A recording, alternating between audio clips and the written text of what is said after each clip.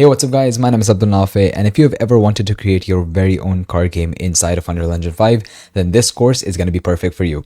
Because in this course, we're going to be creating a car game in Unreal Engine 5 from scratch. We're going to be importing the model of the car, we're going to be rigging it, we're going to be making the car drivable, and after that, we're going to be adding textures to the car and making it look hyper realistic. Then we're also going to be working on a whole timer system, a whole checkpoint system, and a finish line system, which is going to sort of create the mechanics of the game and make the game actually enjoyable to play. After that, we're going to be covering the whole world building process of an actual game. And so what we're going to be doing is that we're firstly going to be creating roads. We're going to be creating the boards for checkpoints and everything. We're going to be creating, we're going to be adding buildings. We're going to be creating a whole park inside the game. We're going to be adding the street lights, traffic lights, trees, and a lot more to make the game hyper realistic and very enjoyable to play.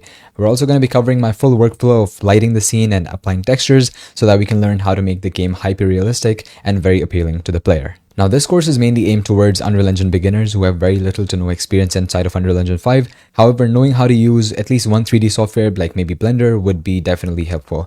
I personally would recommend you to use Blender, but if you want to use any other 3D software, that's going to be perfectly fine as well. And even if you are experienced inside of Unreal Engine 5, I would actually still recommend you to take this course, because in this we're going to be covering a lot of workflow tips, and I'm going to be giving you shortcuts for different things. So no matter if you have experience in Unreal Engine or not, you will definitely take something from this course. But yeah, I really hope you guys are as excited as I am, and I will see you inside the course.